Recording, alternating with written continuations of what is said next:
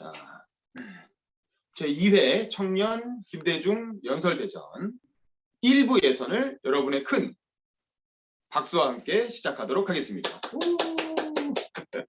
자, 먼저 이 대회를 주최하신 청년 김대중 이대선 대표님의 인사말을 들어보겠습니다. 이 대표님 음소거 키시고 인사말 부탁드립니다. 네, 안녕하세요. 사단법인 청년 김대중 대표 이대선입니다. 오늘은 제2차 연설대전이 예선이 진행되는 날인데요. 제2차 청년 김대중 연설대전이 시작되고 매주 진행되었던 참석부터 연설을 하나하나 준비해 오시느라 너무 고생 많으셨습니다. 또한 이번 연설대전을 준비해 주신 윤병기 기자님과 오늘 예선 심사를 맡아주신 심사위원분들께도 다시 한번 감사드립니다. 특히 이번 제2차 청년 김대중 연설대전은 다양한 참가자분들께서 다양한 목소리를 통해서 참가해 주셨기에 더 다채로운 이야기가 담겨지는 시간이 될 수 있었던 것 같습니다. 연설을 준비하는 모든 과정을 통해서 이번 청년 김대중 연설대전에 참가한 의미가 더욱 깊어지게 되셨을 거라 생각됩니다. 오늘 예선에 통과하시는 분들께서도 혹여 통과하지 못하시는 분들께서도 이번 연설대전이 값진 경험과 시간이 되셨기를 간절히 바랍니다. 감사합니다. 네, 그러면 이제 심사위원분들의 심사위원 자기소개와 심사기준 발표가 있겠습니다. 먼저 허주현 변호사님 음소거 키시고 자기소개 부탁드립니다.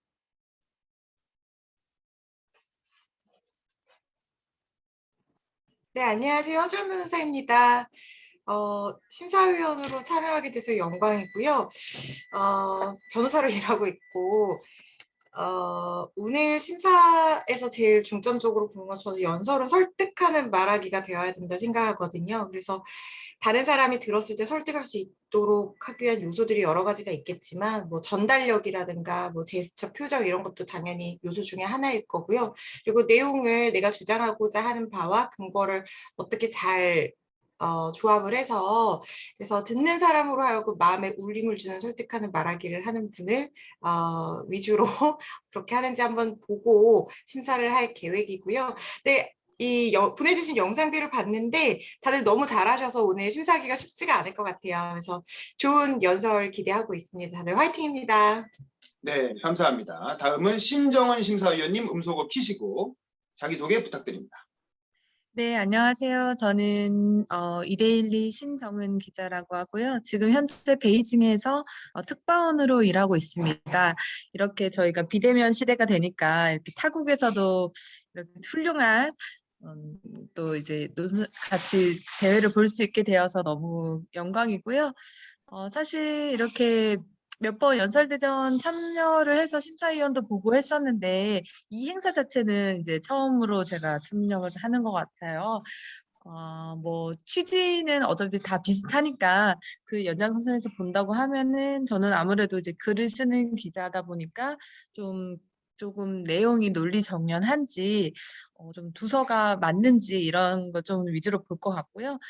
뭐 워낙 다들 잘하셔서 저도 어떻게 심사를 봐야 될지 지금 걱정이 됩니다. 네, 아무튼 열심히 잘 좋은 심사하도록 하겠습니다. 감사합니다. 네, 감사합니다. 다음은 김보람 심사위원님 음소거 키시고 자기소개 부탁드립니다.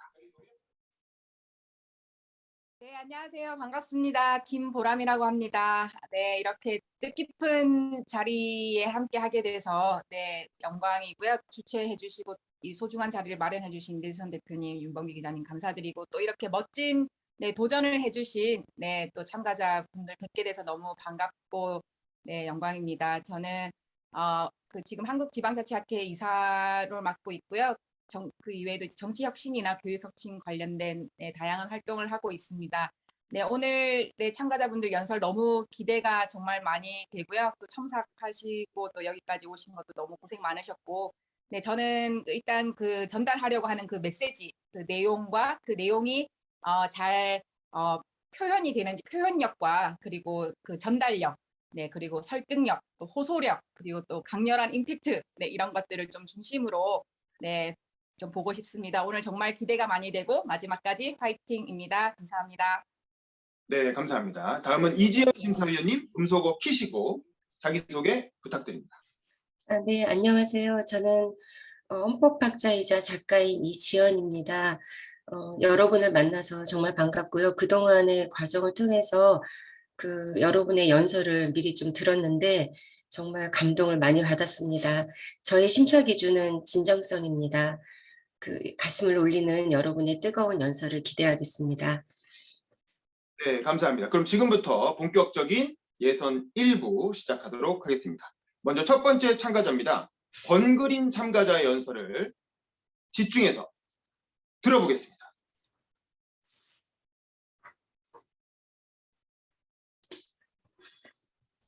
네, 권그린 참가자님 음소거 키시고 연설 시작하시면 됩니다. 안녕하십니까. 저는 27살이고 올해로 대학교 신입생이 된 권그린입니다. 27살에 대학교에 입학을 하려니까 걱정이 좀 됐어요. 왜냐면 사람들의 시선이 좀 안 좋았거든요. 27살인데 이때 대학교를 간다고? 좀 늦은 거 아니야? 라는 시선들이 좀 따가워서 걱정을 하기도 했고, 동기들이랑 7살이나 차이가 나는데 잘 지낼 수 있을까? 잘 어울릴 수 있을까? 고등학생 이후로 공부를 안 했는데 7년 만에 하는 공부를 잘 할 수 있을까? 되게 걱정을 말입니다. 하지만 고등학교를 졸업한 후에 어디에도 속하지 못하다가 학교라는 소속에 들어가서 정해진 수업을 듣고 과제를 하고 학교 친구들과 잘 어울리고 있는 지금은 매우 행복한 나날을 보내고 있습니다. 또 생각과는 다르게 동기들 중에는 결혼하고 자녀도 있으신 50대 분도 있으시고 28살인 오빠도 있어서 나만 20살이 넘어서 대학교에 아니구나. 대학교에 온 게 아니구나 라는 생각을 하기도 합니다. 제가 대학교에 안 다니고 있었던 20살, 21살 때 제 또래 친구들은 대학교에 다니고 있었습니다. 저는 그때 알바를 하고 해외여행을 하면서 이리저리 약간 자유로운 삶을 살고 있었는데요. 세계 각국에서 보는 삶의 현장도 저에게는 너무 즐겁고 행복한 일이었지만 또 마음속 한편에는 대학교를 다니면서 또래 친구들과 어울리고 학교 수업을 듣는 친구들이 매우 부러워 보이기도 했습니다. 하지만 27살이 된 지금은 그때 그 시절에 부러워했던 것을 지금은 제가 하고 있어서 매우 만족하고 행복한 27살의 학교 생활을 하고 있습니다. 밤새서 과제하기, 학교 수업 열심히 들어서 교수님께 칭찬받기, 당연한 거지만 학교 수업 한 번도 결석하고 지각하지 않기, 학교 친구들이랑 술 마시고 놀고 그런 것들까지 제가 원하는 것들을 다 대학교 생활을 하면서 하고 있는 지금이 너무 행복합니다. 배움에 늦음은 없다라는 말이 있습니다. 27살의 대학생이 된 지금 그 말을 피부로 직접 느끼고 있는데요. 같은 수업을 듣는 동기들 중에는 19살도 있고 50대도 있습니다. 또 대학교는 단순히 학위를 따기 위해서 가는 곳이 아닌 배움의 장을 넓히고 기회를 쟁취하러 가는 것이라는 것을 대학교를 다니면서 직접 느끼고 있습니다. 잘 노는 저를 보면서 저보다 어린 동기들이 언니가 나보다 더 20살 같아 라고 말을 하기도 하고요. 제가 그동안 해외에서 이것저것 경험하고 여행한 경험이 있다 보니 저보다 어린 친구들이 저에게 고민 상담을 하고 해외여행에 관한 질문들을 물어보기도 하면은 저는 정성스럽게 대답해 주기도 합니다. 수업 하나하나가 너무 소중하고 즐거워서 학교 가기 전날에는 너무 설레서 잠을 못 자기도 하는데요. 20살부터 26살 동안 7년 동안 밖을 떠돌아다니면서 어떤 학교 수업이나 과제 이런 거에 대한 갈망이 너무 크다 보니 그 갈망을 지금 충족하고 있는 지금이 되게 행복하고 만족스러운 날을 보내고 있습니다. 하지만 좀 주위 시선이 따가운 거는 어쩔 수가 없더라고요. 적어도 20살, 21살, 22살 이렇게는 대학교에 가는 대부분의 친구들이 대학교를 가는 한국에서 27살에 대학교 1학년이 됐다고 하니까 너 졸업은 언제 할래? 취업하면 30살이 넘어 라는 말을 들으면서 타박을 받기도 하는데요. 하지만 저는 이런 말을 하고 싶습니다. 제가 정말 배우고 싶을 때 학교에 와서 그런지 정말 의욕이 넘치고 즐거운 학교 생활을 하고 있습니다.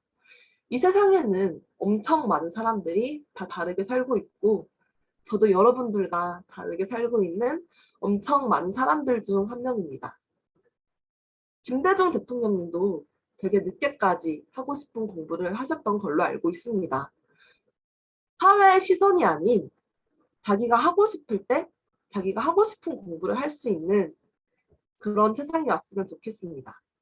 27살에 대학교에 입학한 제가 사람들의 시선을 신경 쓰지 않고 늦은 나이라는 말에 굴복하지 않고 자기가 하고 싶은 일을 하고 싶을 때 도전하고 공부하는 사람들을 같이 응원하겠습니다. 감사합니다. 네, 감사합니다. 자, 바로 이어서 두 번째 참가자입니다. 박정훈 참가자의 연설을 집중해서 들어보겠습니다.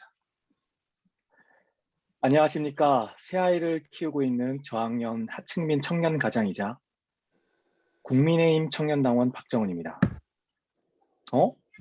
국민의힘 청년당원이 왜 청년 김대중 연설대전에 참여하는 거지? 민주당 지지자나 정당 소속이 없는 청년들만 참여하는 거 아닌가? 아니, 청년 김영삼이나 박정희 연설대전에 참여해야 되는 거 아니야? 저것도 비난하려고 나왔구만. 저는 보수당 당원인 시민으로서 존경하는 행동하는 양심 김대중 대통령께서 현재 저희 정치판을 어떻게 바라보실까 하는 마음으로 말씀드리고자 합니다.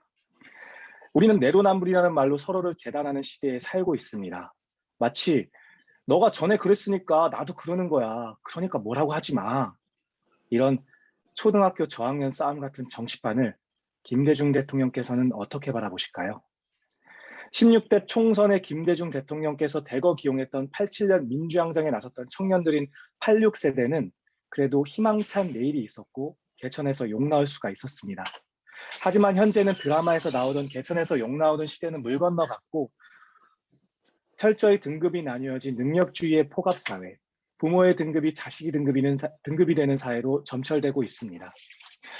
정치권에서는 민주화와 법치주의의 기본 조건인 정직, 신뢰, 법의 원칙의 가치가 경시되며 오직 반대를 위한 반대, 절멸의 정치만 일삼고 있으니 민심이라는 탈을 쓴 팬덤이 전횡을 부리는 것 같아 너무나도 안타깝습니다.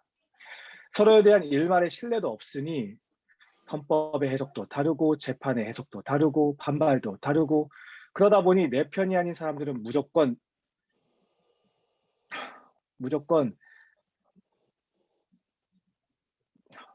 사퇴하라는 식의 내로남불 정치 속에 검경 수사권 분리라는 검수완박이 화두인 요즘 저는 결론적으로 검찰의 정치화를 막기 위해서라도 기소권과 수사권이 분리돼야 된다고 봅니다.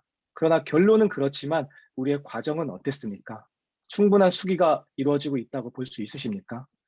과연 김대중 대통령께서 자신이 기용했던 후학들이 매달렸던 저 법안을 어떻게 바라보실까요? 지난 5년간의 정부와 여야 의원님들과 공직자님들, 6대 범죄인 부패, 경제, 공직자, 선거, 방위사업, 대형 참사 사건 앞에 한 점 부끄럼 없다고 하실 수 있으십니까? 국민들은 검찰을 견제할 수 있는 시스템 도입을 원하는 거지 탈당을 해서라도 안건이 의결 정족수를 채워서 임기 말기에 황급히 172석을 동원한 입법을 원하는 것이 아닙니다. 눈깔 사탕을 빨아먹지 않고 깨물어 먹어야 직성에 풀리는 성질이 급한 민족성이라 그러십니까? 국민들은 잘하려고 시작했던 24번의 부동산 정책 실패를 뼈저리게 알고 정권 교체로 평가하셨습니다. 진보가 무조건 급진적으로 변해야지만 진보입니까? 저는 진정한 진보는 이데올로기가 아닌 좌우를 아우르는 균형감이라고 봅니다. 바로 김대중 대통령께서 말씀하신 서생적 문제의식과 상인의 현실 감각이 조화를 이룰 때 우리는 상생할 수 있고 화해와 화합으로 이끌었던 김대중 정신을 실현할 수 있을 것입니다. 이것이 우리 사회와 공동체가 실제로 받아들여지고 있는 보편타당한 가치이며 국민의 대부분이 끄덕끄덕 하시는 방법이라고 생각합니다. 김대중 대통령의 말투로 말씀드리자면 정부 여당이 국민의 심판을 받았다면 먼저 도덕적으로 양심적으로 분명히 사과해야 될 의무가 있다 이 말이요 라고 얘기하셨을 것 같습니다. 그럼 현재 시점에서 여당이 될 야당은 도대체 뭐 하시는 것입니까? 이럴 거면 왜 중재안에 합의하신 것입니까? 국민이 보기에 합의하고 이러는 건 똑같은 것들이 쇼한다고밖에 보여지지 않겠습니까? 제가 보기엔 2년간의 야당의 협조를 얻기 위해 불가피했다는 말도 안 되는 핑계로 국민을 우롱하는 명백한 정치적 야합일 뿐입니다. 또한 보수당의 청년 아이콘 당대표가 동조하는 것은 자신의 과거 성상납 의혹과 증거인멸을 가리기 위한 술책에 지나지 않는다고 생각합니다. 즉, 여야는 서로 저들이라고 하며 선을 긋지만 당신들은 한통 속일 뿐입니다. 부끄러운 줄 아십시오! 우리 정치가 발전하는 길은 서울대, 연대, 고대 동문회의 국회를 상대로 마치 김대중 대통령께서 독재의 폭거 앞에 한 점 부끄럼 없이 당당했던 것처럼 우리 모두 청년 김대중이 되는 것입니다. 하다못해 담벼락에 대고 욕이라도 하라고 하셨던 것처럼 SNS 댓글로 총칼에 맞서 광주에서 죽어간 행동하는 청년들과 같이 군중이 되어 소외받는 청년과 장애인과 여성들이 들고 일어나 주체적인 세력을 만들어 서영고 동문회인 저 국회를 상대로 진정한 대의민주주의를 실천하는 날이 오기를 기대합니다. 국회는 정쟁으로 네 편 내 편 싸우지 말고 다가올 지방선거에서 헌법 제72조에 의거하여 정정당당히 국민투표로 가부를 결정하시기를 제안드립니다. 저 역시 여당 당원이 아니라 소시민으로서 지난 대선 네 편 내 편 가리지 않는다는 대통령처럼 네 편 내 편 가리지 않고 비판하며 성찰하겠습니다. 마지막으로 우리 모두 제발 진영 논리가 아닌 행동하는 양심 됩시다. 감사합니다. 네, 감사합니다. 수고하셨습니다. 다음 세 번째 참가자입니다. 강진철 씨. 강진철 참가자의 연설을 집중해서 들어보겠습니다. 안녕하십니까. 사회권 선진국이라는 주제로 연설을 할 28살 정치외교학도 강진철입니다. 바야흐로 선진국의 시대에 살고 있습니다. 2022년 코로나19 위기 속 대한민국은 K방역과 소프트 파워를 앞세워 명실상부한 선진국으로 자리매김했습니다. 2021년 7월 유엔 무역개발회의는 대한민국을 개발도상국에서 선진국으로 분류했습니다. 한국은 높은 백신 접종률을 보이며 백신 허브로서의 가능성을 보였고 방탄소년단의 성공과 기생충의 아카데미 수상은 그 어느 때보다 문화 강국으로서의 면모를 보이고 있습니다. 이는 분명 눈부신 성과입니다. 자랑스러운 선진국 국민이라지만 학창시절 제 모습은 조금 초라했습니다. 저는 남들이 흔히 말하는 비주류의 삶을 살았습니다. 초, 중, 고를 대안학교에 다니면서 검정고시를 학업을 마쳤고 저는 이에 대해 불안했습니다. 하지만 제가 학교에서 문제를 일으키는 아이는 아니었습니다. 다만 부모님의 교육 철학이 컸습니다. 일반 학교 아이들과 저를 비교하며 미래에 대해 불안해했고 막연하게 대학 입시에 지원했지만 낙방했습니다. 좀 더 새로운 경험을 해보자는 부모님과 선생님의 권유에 따라 저는 20살의 나이에 동남아시아 라오스라는 나라에서 2년간 해외 봉사를 했습니다. 날씨도 너무 덥고 말도 통하지 않는 현지에서 저는 적응하는 데 애를 먹었지만 제게도 기회가 찾아왔습니다. 라오스어를 열심히 익힌 덕분에 현지에서 통역을 할 기회가 온 것입니다. 저는 이 일로 제 일에 대한 자부심이 생겼고 이런 마음을 갖게 해준 라오스라는 나라에 대한 애정도 자연히 커져갔습니다. 라오스인들도 한류 덕분에 한국에서 온 저를 무척 호의적으로 대해줬습니다. 처음으로 제가 한국인인 것에 자랑스러움을 느꼈고 이렇게 자랑스러운 한국을 더 많이 알리고 싶었습니다. 귀국 후 2년이 지난 어느 2018년 여름, 라오스에서는 안타까운 사고가 발생합니다. 댐 붕괴 사고로 약 200명의 현지인이 목숨을 잃게 됩니다. 한국 대기업 건설사가 수주한 이 공사는 부실 공사와 조속 시공 논란을 낳았습니다. 라오스 정부의 자체 조사에 따르면 적절한 조치로 이번 사고를 막을 수 있었다고 합니다. 사실상 인재라는 결론입니다. 우리는 세월호에서, 구의역 스크린도어 사고에서, 고 김용균 씨의 사고에서, 또 미처 기록되지 못한 수많은 이름들의 사고에서 안전한 나라의 필요성을 절실히 느꼈습니다.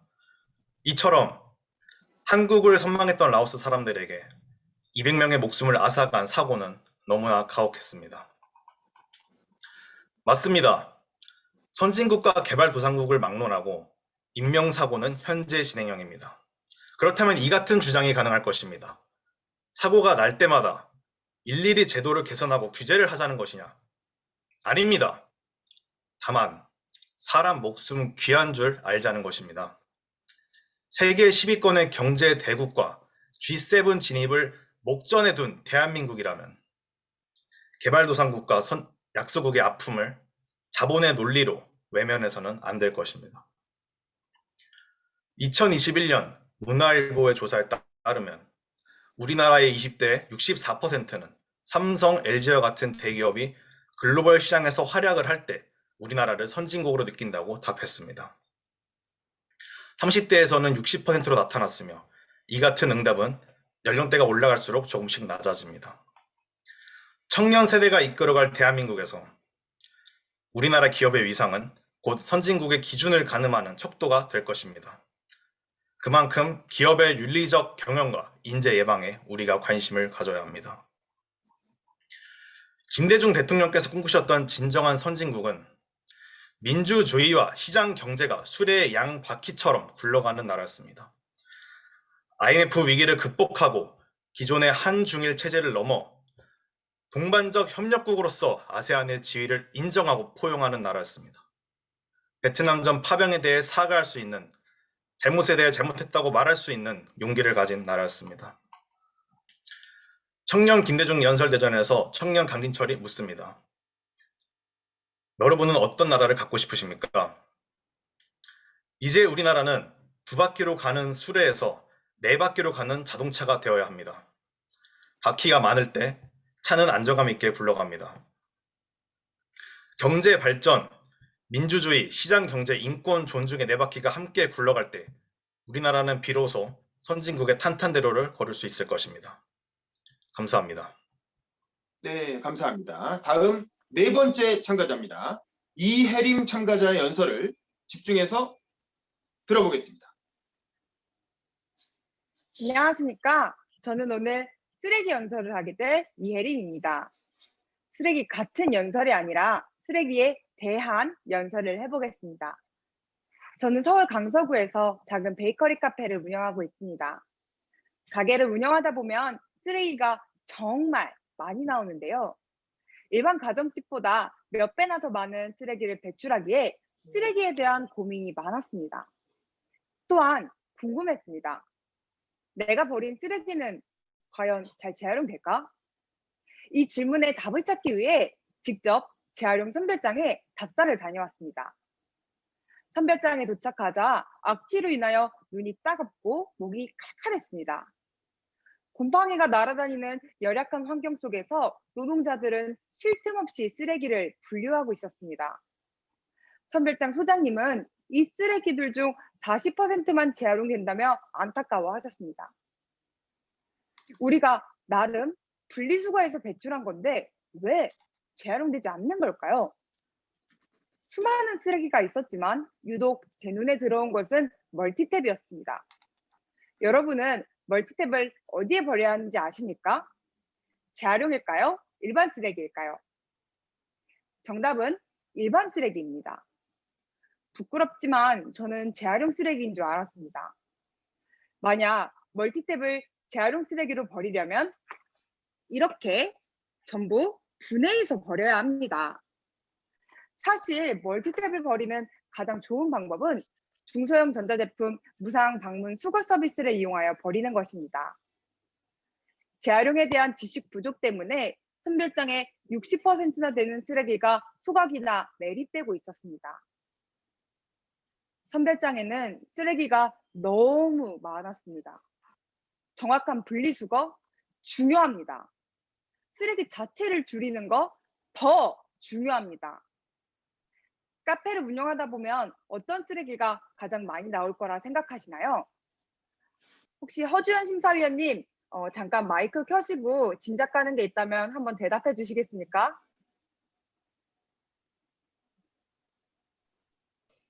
저는 카페 운영하면요, 일회용 컵 쓰레기 많이 나올 것 같아요. 네, 일회용 컵도 진짜 정말 많이 나오지만 정답은 아쉽게도 정답은 아닙니다. 정답은 바로 빨대입니다. 어제 하루 동안 저희 매장에서 사용된 빨대가 이만큼입니다. 부피는 작지만 개수는 가장 많습니다.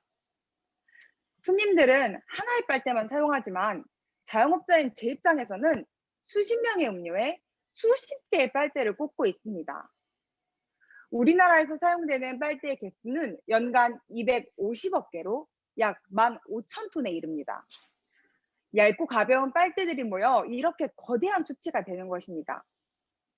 요즘에는 많은 사람들이 그 심각성을 깨달아 종이 빨대나 생분해성 빨대를 사용하고 있습니다. 그러나 다시 생각해보면 꼭 일회용품을 써야 하나요? 빨대를 안 쓰는 것과 친환경 빨대를 쓰는 것 중 어느 것이 더 환경적인가요? 재질만 바꾸면 일회용도 괜찮습니까?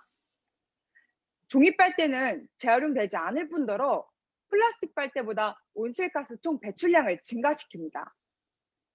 생분해성 플라스틱은 58도씨에서 6개월 동안 90% 이상 분해될 때 인증받을 수 있습니다.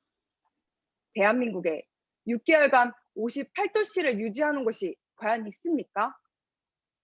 편리하다는 이유로 한 번 쓰고 버리는 일회용품 사용 문화를 뜯어 고쳐야 합니다. 빨대 없으면 음료 못 마시나요? 빨대 없이도 음료 마실 수 있습니다.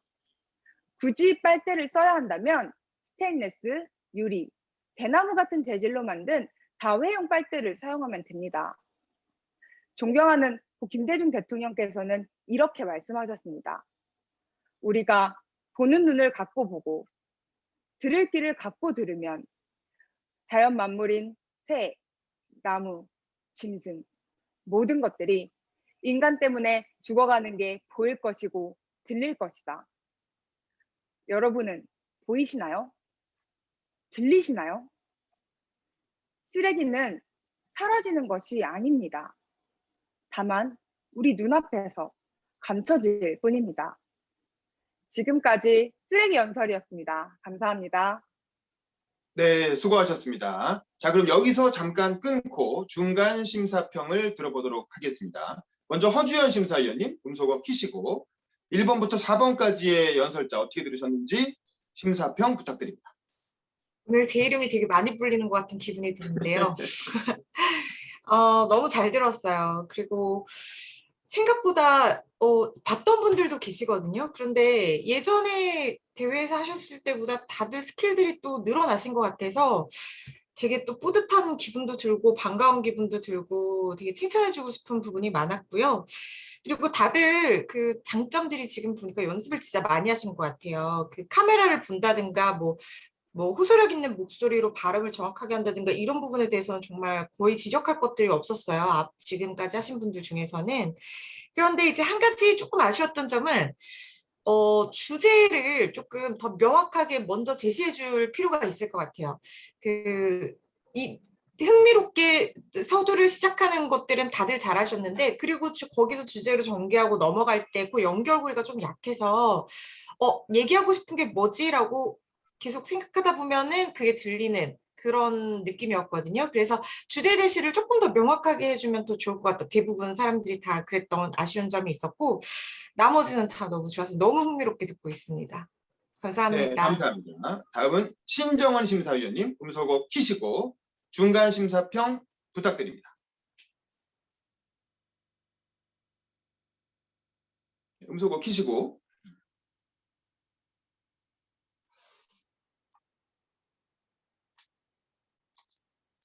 뭔가 음소거 키는데 좀 어려움이 있으신 것 같으니까 먼저 김보람 심사위원님.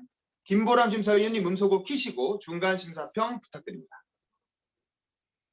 네, 네 분 연설 정말 잘 들었습니다. 감사합니다. 굉장히 그 여러 번의 또 첨삭이나 이런 것들을 거쳐서 그런지 너무 또 잘 정돈되고 또 논리력 있고 호소력 있게 잘 전해주셔서 감사드리고요. 굉장히 어쨌든 그 패턴은 딱 정해진 것 같아요. 정해져 있는 것 같아요. 본인의 이야기로 시작을 해서 네, 그 전달하고 싶은 메시지가 있고 또 김대중 선생님의 메시지를 꼭 하나씩 넣어주시고 네, 이렇게 하시는데 그 이제 본인의 이야기로 시작을 해서 그 이제 주제로 넘어가는 것은 너무 좋은데 이제 그렇게 해서 마지막에 끝나고 났을 때 그 딱 남는 그 메시지 하나, 아, 이분은 뭐에 대해서 말씀을 해주셨구나라고 해서 그런 것들이 조금 전달되는 그 부분들을 조금만 더 선명하게 네, 해주시면 좋을 것 같다라는 생각을 했습니다. 이제 좀 여러 많은 이야기들을 해주시다 보면은 조금 이제 그게 흩어지는 부분이 있는 것 같아서 네, 그 명확한 선명한 주제를 하기 위해서 나의 이야기를 꺼내는 것이기 때문에 이제 그 부분에 대한 좀 연결이라든지 이런 부분들을 조금만 더 네, 선명하게 해주시면 좋을 것 같고 그리고 오늘은 이제 예선이지만 아마 본선에서는 직접 오프라인으로 하실 텐데 그 연설 연습하실 때도 조금 아마 그 거울이나 이런 것들을 보면서 본인의 모습이나 이런 것들을 좀 보시면 좋을 것 같아요. 아까 그 강진철 우리 님도 조금 이제 고개가 계속 이렇게 좀 옆으로 이렇게 계속 된 상태에서 이제 연설을 좀 하셔서 그런 부분이나 네, 그 이제 시선 처리라든지 이런 부분 아마 지금 카메라 앞이라서 조금 어색할 수가 있는데 이제 그런 부분들도 조금 네, 거울을 보면서 조금씩 더 한 번씩 더 해주시면 좋을 것 같다라는 생각을 했습니다. 감사합니다. 네, 신정원 심사위원님 혹시 다시 음소거 켜실 수 있나요? 아, 네. 아까 저를 불러신 거죠? 제가 지금 두 개를 켜놓고 있어가지고 네, 혹시 끊길까 봐 그래서 제가 약간 삑사리가 났습니다. 네, 저는 이제 한 분씩 이렇게 조금 말씀을 드릴까 해요. 좀 길어질 수는 있는데 먼저 건그린 씨를 보면은 내용이 이제 너무 좋았어요. 근데 이제 드리고 싶은 건 정말 이제 다들 꽃이 피는 시기가 다르다고 하듯이 이렇게 용기 내서 대학 들어가신 거 정말 축하드리고 앞으로도 정말 하고 싶은 일 하셨으면 좋겠어요. 한 가지 좀 아쉬운 부분은 왜 대학을 가지 않았는지 부분에 조금 내용이 들어가면은 공감을 좀 더 얻을 수 있지 않을까 생각이 들고요.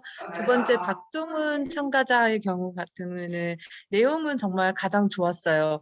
너무 진심이 와닿고 역시 내용이 좀 이렇게 정치를 하시는 분이라서 그런지 굉장히 논리정연한데 조금 아쉬운 부분이 있다면 일이 바쁘셔서 그런지 조금 숙지가 덜 된 부분이 초반에 좀 있었던 것 같아요.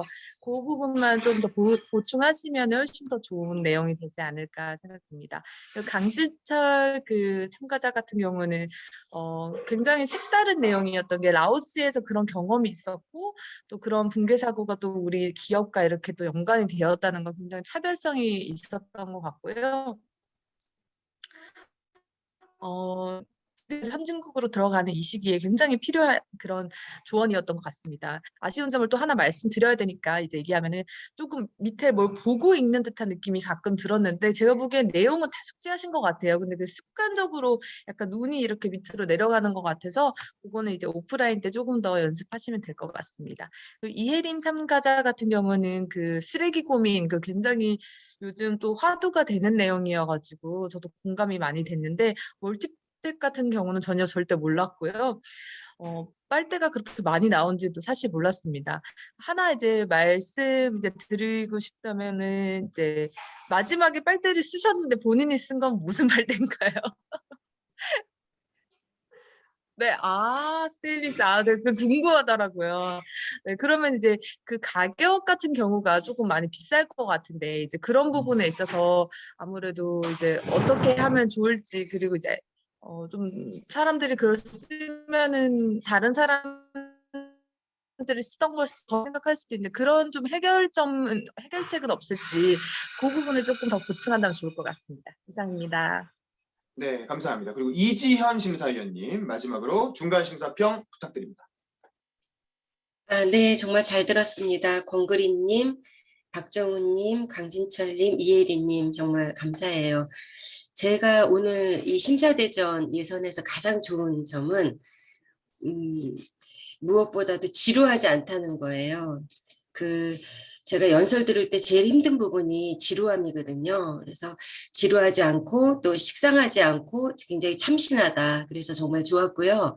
또 해법도 제가 지금까지 알고 있었던 것과는 또 새로운 해법들을 주셔서 고마웠습니다. 특히 이제 이 첨삭 과정을 지켜보면서 고생 진짜 많이 하시는구나 이렇게 생각했는데 오늘 정말 다들 잘해 주셔서 저 정말 이 평가에 매우 어려움을 겪고 있습니다. 고맙습니다. 네, 감사합니다. 바로 이어서 5번째 참가자 연설 이어가도록 하겠습니다. 김홍태 참가자 연설 집중해서 들어보겠습니다. 논리의 검증을 거치지 않은 경험은 잡담이며 경험의 검증을 거치지 않은 논리는 공론이다. 현실과 이론을 적절히 안배시켜야 한다는 김대중 전 대통령님의 말씀입니다.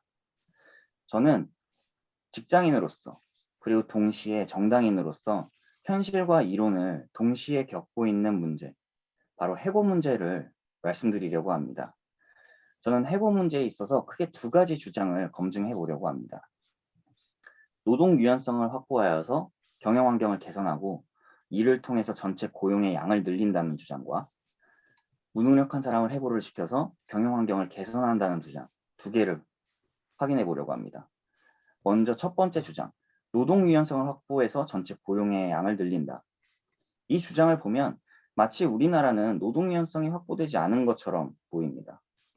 하지만 계약직, 하도급, 하청의 재하청을 통해서 이미 기업들은 노동의 유연성을 확보하고 있습니다. 뿐만 아니라 이 노동 사각지대에 있는 인원만 1000만 명입니다. 이런 상황에서 노동 유연성이 지금보다 더 필요하다라는 주장은 설득력이 없는 것 같습니다. 뿐만 아니라 노동 유연성이 전체 고용의 양을 늘리게 될 것인가. 이미 중국, 베트남 등으로 고용시장이 유출되고 있고 언택트 시대가 되면서 다른 나라에서도 근무할 수 있는 환경이 만들어지고 있습니다. 뿐만 아니라 로봇 도입률 세계 2위 국가로서 과연 해고가 전체 고용의 양을 늘리게 될지도 의문입니다. 2번째 주장, 무능력한 사람을 해고시켜야 된다. 이 주장을 보면 마치 우리나라는 지금 무능력한 사람을 해고시킬 수 있는 방법이 없는 것처럼 보입니다.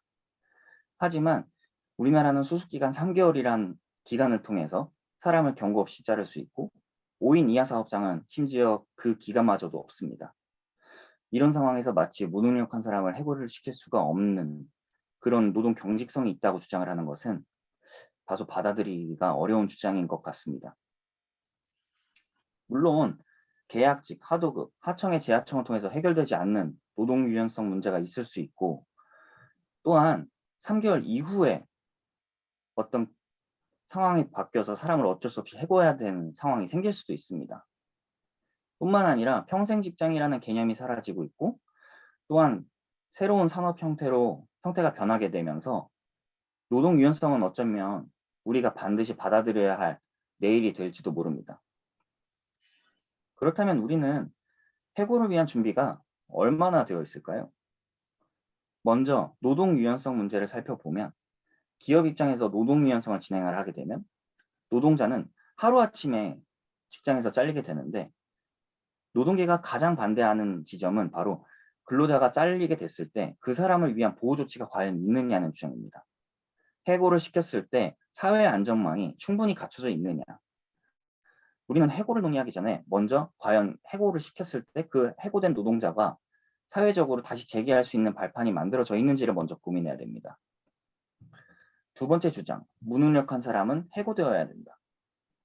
물론 무능력한 사람을 해고를 시키게 되면 경영환경이 개선되겠지만 지금 산업의 형태가 바뀌게 되면서 끊임없이 신기술이 뿜어져 나오고 있고 신입사원들조차도 새로운 신기술을 따라가는데 애를 먹고 있습니다. 이런 상황에서 무능력한 사람은 갈수록 점점 더 많아질 수밖에 없고 무능력한 사람은 점점 더 많아질 수밖에 없고 이런 구조적인 문제를 무능력한 사람이다라고 개인의 문제로 치부하기는 어려운 것 같습니다. 이 때문에 우리는 무능력한 사람을 자르야 된다라고 얘기를 하기 전에 무능력한 사람이 만들어진 그 구조적 원인을 확인해 봐야 됩니다. 이처럼 우리는 해고를 말하기 전에 과연 우리가 해고를 위한 얼마나 준비가 되어 있는지를 먼저 살펴봐야 됩니다. 여러분들께서는 어떻게 생각하시나요? 우리나라가 해고를 위한 준비가 되어 있다고 생각하시나요? 저는 우리가 해고를 말하기 전에 과연 해고를 위한 준비가 우리가 얼마나 되어 있는지를 살펴봐야 된다고 생각합니다. 감사합니다. 네, 수고하셨습니다. 다음 6번째 참가자입니다. 박재한 참가자 연설을 집중해서 들어보겠습니다. 네, 시작하겠습니다. 네, 안녕하십니까. 박재한입니다.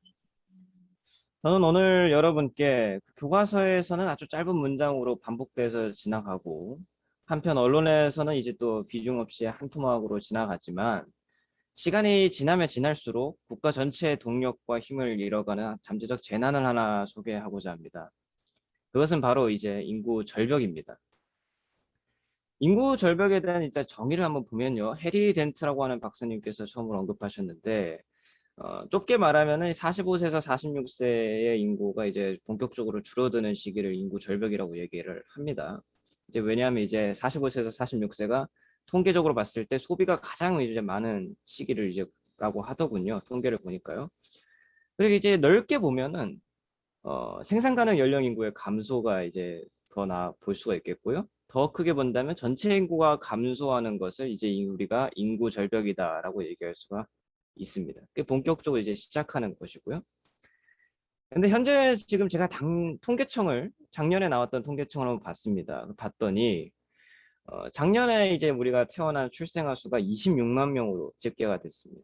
근데 이제 그것도 역대 최저치인 것도 문제인데요.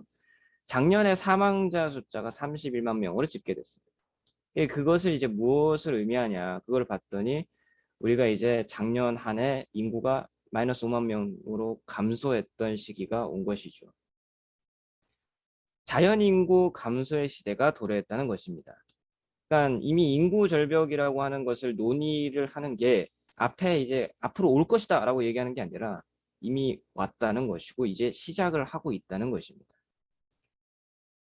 인구가 줄어든다는 것은 이제 국가의 규모 자체가 줄어든다는 것이기 때문에 이제 우리가 한번 각인해서 인지해야 될 필요가 있다고 생각합니다. 제가 한 권의 책을 읽어봤습니다. 카이스트 문술미래 전략학원에서 연구해서 책을 냈던 인구전쟁 2045라는 책을 냈었던 것을 본 적이 있는데 그 책을 보면 사실 더 충격적이었습니다. 2017년부터 생산 가능 연령 인구가 감소했다라고 하는 내용이 있었습니다. 그러니까 우리는 사실 지금 2022년 아닙니까? 5년 전부터 이미 벌써 시작됐다는 것을 책으로 저는 통해서 알았는데 너무 늦게 알았던 것 같습니다. 그럼에도 불구하고 지금 현재 이것을 인지하고 있는 사람이 그렇게 많지 않다는 것은 정말 충격적인 문제죠. 노동인구 감소와 고령인구 증가는 소비 감소를 연이어 촉진할 것이고요. 소비 감소는 자연스럽게 국가 경제와 산업을 위축시킬 것입니다. 사실상 우리가 그렇게 비판하고 사실 라이벌 의식을 갖고 있었던 일본을 그대로 뒤따라가는 것입니다. 그러니까 좀 이것에 대해서 우리가 좀 반성을 할 필요가 있을 것 같고요. 해외에서는 현재 이와 같은 상황을 해결하기 위해서 뭐 교육을 국가에서 전부 책임지는 독일처럼 뭐 그렇게 효율적인 효과가 있었던 정책이 있었고요. 실버 산업을 적극적으로 국가에서 육성하는 일본과 같은 정책도 있었고요.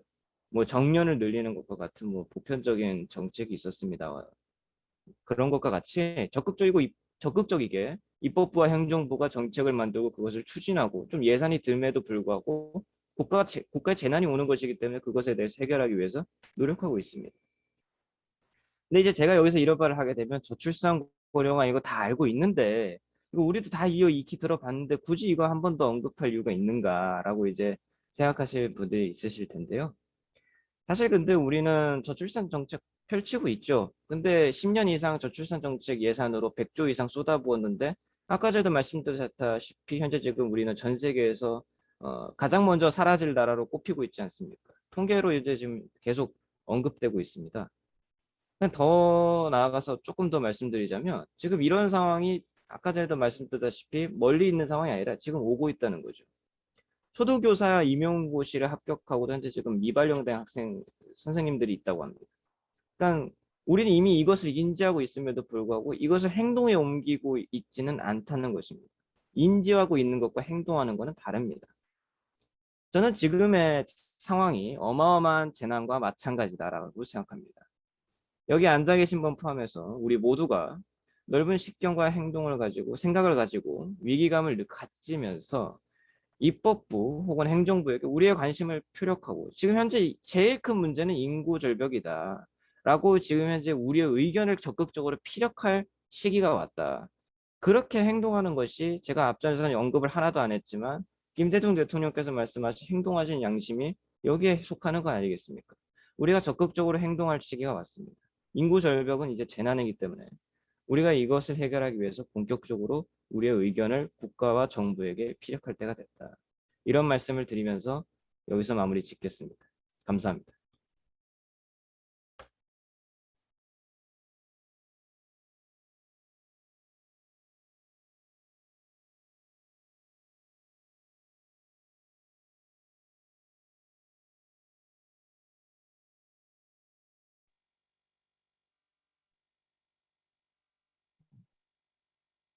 기자님 음소거 된 것 같은데요.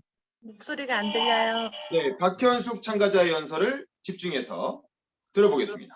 박현숙 참가자님 시작해 주십시오. 존경하는 저희 멘토 또 동료 여러분 안녕하세요. 저는 대한민국 청년 정치인으로 처음 선거에 도전하며 경험한 우리 한국 사회의 정치 활동에 대한 문제점과 현실을 주제로 여러분께 저희 의견을 나누고자 이 자리에 선 꿈 많은 대한민국 청년 창업가 박현숙이라고 합니다. 여러분은 정치에 관심을 갖고 더 나아가 정치인이 되고 싶다는 꿈을 안고 선거에 도전해 본 적이 있으신가요? 저는 어린 시절부터 그러한 꿈을 안고 달려오며 어느덧 선거법 연령이 개정된 지난 만 26세 연령으로 지방선거 비례대표 청년 여성 예비 후보로 대한민국의 한 정당을 통하여 지원했습니다. 그러나 저는 얼마 전 후보에 컷오프가 되어 한 언론사 기자분의 인터뷰를 마치고 청년 정치인으로서의 어려움과 그 장벽을 뼈저리게 느낄 수 있었습니다.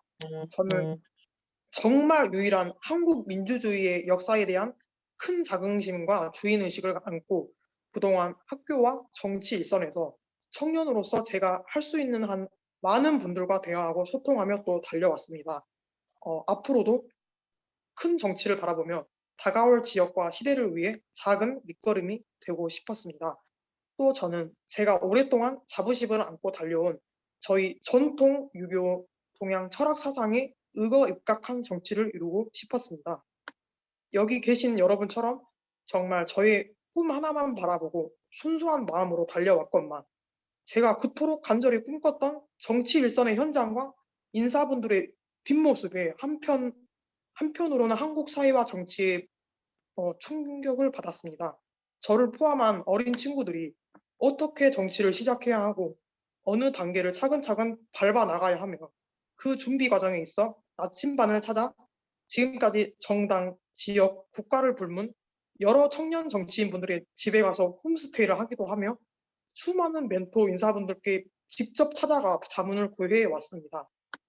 같은 정당임에도 불구하고 각 지역마다 성격이 달라 지역위를 포함한 선거 과정에 있어 수많은 알 수 없는 비리 의혹 또한 넘쳐났습니다.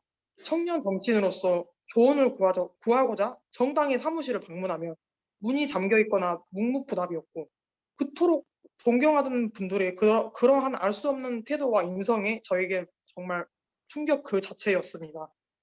함께 출마를 준비하며 선거에 열심히 뛰셨던 동료 한 분 한 분의 애환을 듣고 또 저는 안타까움에 눈물이 났습니다. 선거 활동 과정에 어떠한 사건으로 어린 친구들이 사건의 연예인이 되기도 하고 선거 자금은 물론 뭐 가정 환경 심지어 몸이 따라주질 않아 지체 장애를 앓으시며 너무나도 힘겹게 출마를 준비하시는 분들이 계셨습니다. 2020년 총선이 있던 국회 입법조사처의 연구에 따르면 한국은 30세 미만 의원 비율이 2018년 0%에서 2020년 총선 결과 0.7%로 증가하였으나 여전히 청년 의원이 가장 부족한 국가군에 속하며 OECD 국가 중 40세 이하 청년 의원 비율이 가장 낮은 국가로 청년 정치의 대표성을 확대해야 한다는 주장이 국내외 안팎으로 제기되고 있습니다. 여러분이 알고 계시는 캐나다 지스틴 트루도 총리와 프랑스 에마뉘엘 마크롱 대통령처럼 우리 한국에도 독일 연방정치교육원, 일본의 마스시타 세이케이주쿠처럼 앞으로도 다가올 우리 사회가 조금이라도 바뀌기를 원한다면 서생의 문제의식과 상인의 현실 감각을 갖춘 순수한 맑은 청년의 간절함과 꿈의 목소리를 담아낼 수 있는 진정한 청년 정치인 육성 플랫폼이 마련되어야 합니다. 수많은 뜻을 품은 청년들이 자신의 진정한 꿈의 날개를 찾아 펼쳐 나아갈 수 있도록 정당을 떠나서 지역사회와 또 범정부 차원의 협력이 이루어졌으면 하는 바람입니다. 우리 한국 정치가 더 새롭고 활기차며 다시 새 출발을 이루어 나아갈 수 있길 바라며 저의 연설을 마치겠습니다. 여러분 경청해 주셔서 감사합니다. 네. 다음은 박지아 참가자의 연설을 집중해서 들어보겠습니다. 안녕하십니까? 저는 미얀마에서 법대를 졸업하고 한국으로 유학과 영상 연출을 전공한 박지아입니다. 현재 한국에서 모델 활동을 하고 있고 지난 2월에 한국 국적을 취득한 당당한 한국인이 되었습니다. 오늘은 제가 발표한 연설의 내용은 민주주의입니다. 저는 지난 3년간의 유학 생활을 하면서 많은 것을 보고 느꼈습니다. 처음에는 한국으로 왔다는 설레임과 기대감으로 가슴이 많이 뛰었습니다. 대학교 2학년 때 디지털 스토리텔링이라는 과목의 주제로 감명 깊고 가장 기억에 남는 영화에 대해 조사를 해 발표를 하는 주제를 맡았습니다. 저는 그 발표의 주제로 택시 운전사 영화를 정했고 그 영화를 3-4번 보면서 눈물이 많이 흘렸던 기억이 납니다. 여러분들도 아시는 것처럼 택시 운전사 영화의 배경은 1980년 5월 18일부터 5월 27일까지 광주 시민과 전라 남동민이 중심되어 신군부 세력의 퇴진 및 계엄령 철폐를 요구하여 전개된 대한민국의 광주 민주화 운동입니다. 군부는 공수부대로 특수훈련을 받은 군인들을 투입해 울부짖으면 민주화를 회치하는 대학생들을 비롯한 수많은 시민들을 총과 칼, 건봉으로 때리고 죽이는 모습을 보고 너무나 무섭고 놀랐습니다. 여러분, 지구상의 어느 나라에서 대한민국의 1980년대와 똑같은 참상이 벌어졌습니다. 우리 조국 미얀마에서 2021년 2월 1일 새벽에 군부 쿠데타가 발생하였습니다. 2020년 11월 8일 총선에서 스지 여사가 이끄는 민주주의 민족동맹 NLD가 83.2%로 압승했는데도 불구하고 유권자 명부에서 860만 명의 실제와 차이가 있다는 어처구니 없는 주장을 내세워 부정선거라는 명목으로 쿠데타를 일으켰습니다. 지금까지 1,800명이 넘는 학생들과 시민들이 목숨을 많이 잃었고 아웅산수지 여사와 대통령을 비롯한 수많은 시민들이 군금 체포당했습니다. 군부는 마을을 불태워 하루 300여 명이 넘는 이재민이 발생하고 있습니다. 시골 작은 마을에서는 자신들의 마을을 지킨다는 명목으로 사람들을 손과 발을 묶어놓고 산채로 불로 태워 죽이기도 했습니다. 여러분, 세상엔 이렇게 잔인한 사람이 또 있을까요? 저는 미얀마 출신 대한민국 국민으로서 김대중 대통령님의 말씀대로 모든 나라, 모든 시대에 있어서 국민과 세상을 위해 자유롭고 정의롭게 사고 인간이 인간 대우를 받는 나라에 사고 내 자식들을 위해서 이런 죄 악대화된 나라를 후손들에게 남기고 싶지 않다라는 말씀을 제 가슴에 새겨 저는 우리 미얀마 민주화를 하루빨리 이루었으면 좋겠습니다. 저는 군부의 비상계엄으로 학교 다니지 못하는 현지 미얀마 학생들에게 한국어와 한국 역사를 가르치고 있습니다. 또한 한국 주재 미얀마 연방공화국 민주주의 임신정부 NLD에서 홍보 일을 맡아 다양한 SNS를 통해 여러 나라의 미얀마의 참상에 대해 알리고 있습니다. 대한민국 국민 여러분, 우리 미얀마 민주화를 빨리 이룰 수 있도록 응원해 주세요. 부모가 현재를 떠나 군부와 맞서 싸우고 있는 학생들에게 힘을 실어 주십시오. 네, 제 연설은 마치겠습니다. 끝까지 들어주셔서 감사합니다.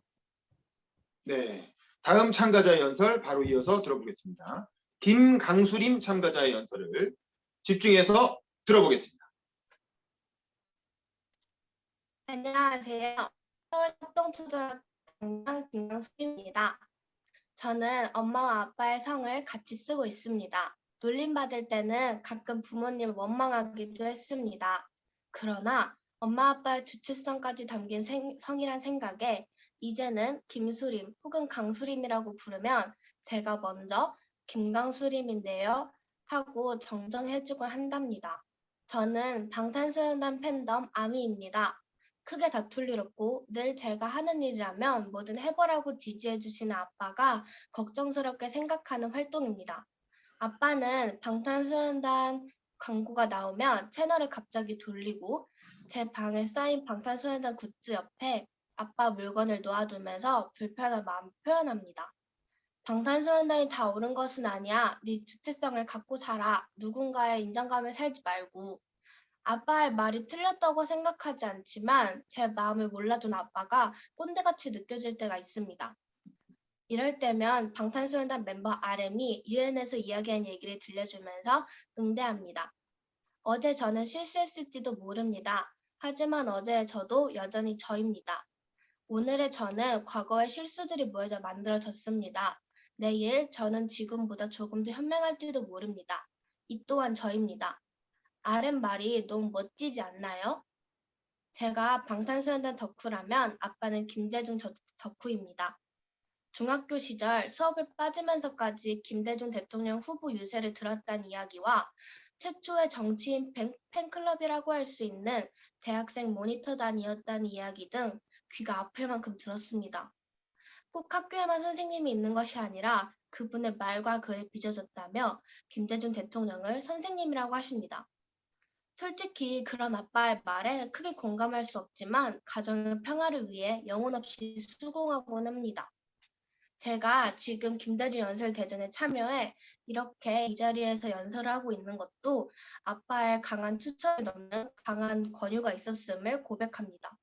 사실 제게 마지막이 될지도 모르는 어린이날을 위해 아빠의 기분을 맞춰드리고 싶어서 김대중 연설대전에 참여하긴 했지만 모든 것이 막막했습니다.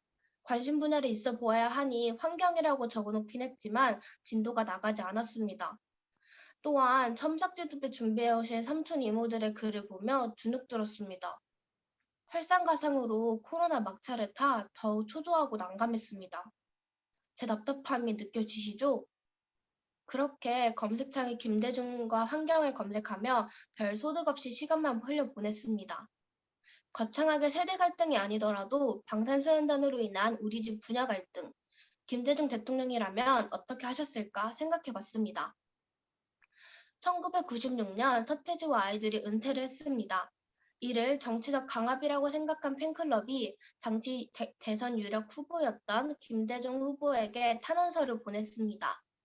그런데 그 탄원에 김대중 후보는 너무나도 진지하게 장문의 답글을 보냅니다. 너무 길어서 이 자리에서 얘기 드릴 수 없는 것이 아쉽습니다. 여러분도 김대중 서태지와 아이들을 검색하면 쉽게 찾을 수 있을 것이니 한번 읽어보세요. 그 글로 인해 서태지와 아이들은 문화대통령이라 불렸습니다. 스티븐 스필버그 감독의 주라기 공원 한 편이 올린 수익이 현대자동차 200만 대를 판매한 것과 같다며 콘텐츠 산업의 중요성을 강조하시고 문화산업은 지원을 하되 간섭은 말아야 된다는 생각을 가진 김대중 대통령이었기에 가능한 일이란 생각을 했습니다. 한번 상상해보세요. 1997년 서태지와 아이들이 20대였고 70이 넘는 할아버지 김대중 대통령이 발해를 꿈꾸며와 하야가를 들으며 젊은 세대를 이해하려고 애쓰는 모습을 에피소드를 얘기하면서 아빠에게 아빠는 방탄소년단 노래나 들어봤어? 다이너마이트를 알아요? 이렇게 돌아가신 김대중 대통령이 살아있는 아빠를 설득해줬습니다.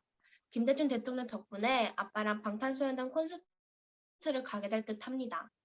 최고의 대안은 경청이다 라는 김대중 대통령님의 말씀처럼 세대 갈등과 분야 갈등의 해결의 시작은 대화이고 경청입니다. 김대중 대통령이 서태지와 아이들 팬클럽 이야기를 들으면서 세대를 이해했듯이 아빠와 저는 각자 빠져있는 방탄소년단과 김대중 얘기를 들으며 서로를 이해하고 가깝게 됐습니다. 여러분, 우리 모두 갈등의 불을 저와 아빠처럼 소통으로 꺼보는 건 어떨까요? 감사합니다. 네, 수고하셨습니다. 다음 참가자는 허율 참가자입니다. 허율 참가자의 연설을 집중해서 들어보겠습니다. 안녕하십니까. 저는 현재 용산고등학교에 다니고 있는 고등학교 2학년 허율이라고 합니다. 청소년이 여기 왜 나왔을까요? 네, 그렇습니다. 저는 아직 청소년입니다. 이곳에 함께하고 계신 존경하는 많은 선배님들께서는 청년이시겠지만 저는 청소년입니다. 그렇다면 제가 청소년 연설대전이 아닌 청년 김대중 연설대전을 선택한 이유는 무엇일까요? 단순히 김대중 대통령님을 존경해서 그분의 행동하는 양심을 배우고 싶어서 나왔을까요? 물론 그것도 어느 정도 있긴 있습니다. 하지만 제가 오늘 청년 김대중 연설대전에 나온 진짜 이유는 바로 여기 계시는 분들께 88.3%에 대해 말씀드리고 싶어서 나왔습니다. 혹시 여러분께서는 이 숫자가 어떤 것을 의미하고 계신지 알고 계신가요? 혹시 이지연 심사위원님, 이 숫자가 어떤 것을 의미하고 계신지 알고 계신가요?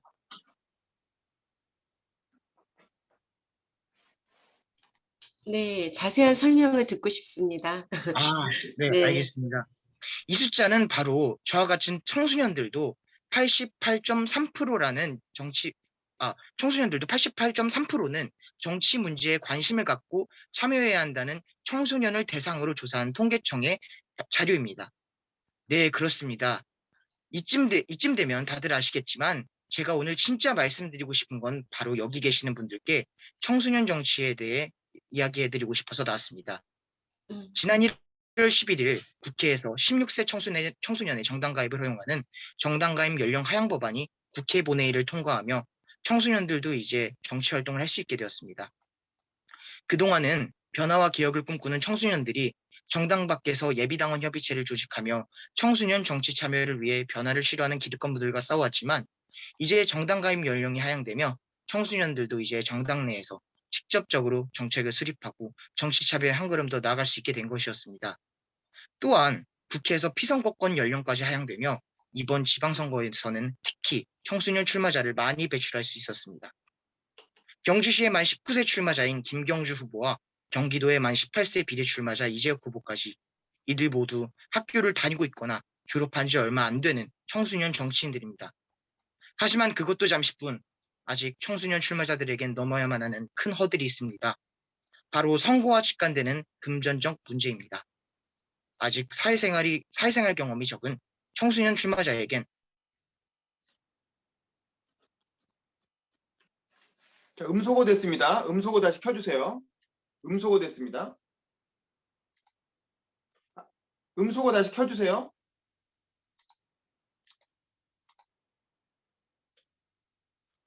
안 들리나? 자, 우리 허율 참가자님, 음소거 됐습니다. 계속 잠시만요. 허율 참가자님 지금 연설에 너무 집중하시느라 본인 음소거 된 것. 안 좋은 식으로 바라보시는 분들이 많이 계십니다. 자, 허율 참가자님, 잠깐만. 중간에 음소거 된 거 아세요? 중간에 음소거가 됐어가지고 잠깐 앞으로 돌아가서 네네네. 그 아직 사회 경험이 적은 청소년 청소년 정치인들에게 뭐 이런 정도까지 듣고 음소거 딱 됐거든요. 네네. 어딘지 찾을 수 있겠어요? 다시 돌아가서 그 부분부터 다시 하십시오. 아직 사회생활 경험이 적은부터 다시 하겠습니다. 네네, 거기부터 다시. 오케이. 죄송합니다. 아직 사회생활 경험이 적은 청소년 출마자들에겐 막대한 선거 비용을 치르게 하는 것은 청소년 출마자 입장에서는 정말 끔찍한 일입니다. 그렇다고 해서 현재 중앙당 내에서 청소년 출마자들을 돕는 시스템이 마련되어 있는 것도 아닙니다. 비선거권이 하향되었다고는 하지만 아직 현실은 청소년 출마자들을 그닥 반갑게 받아들이지 못하는 것이 현실입니다. 또한 학교나 사회도 청소년들의 정치 참여를 그닥 반갑게 받아들이지 않고 있습니다. 아직도 학교에서 지지하는 정당이 밝혀지면 교내 대회에 참가하지 못하게 불이익을 주거나 청소년이 정치에 관심을 가지면 안 좋은 시각으로 바라보시는 분들이 많이 계십니다. 젊은 학생들이 무슨 정치를 하냐며 그 시간에 국영수 하나라도 더해서 대학 가라는 말도 하시고요. 하지만 청소년은 공부만 하는 존재가 아닙니다. 이 사회를 함께 구성하고 있는 어엿한 이 사회의 구성원들입니다.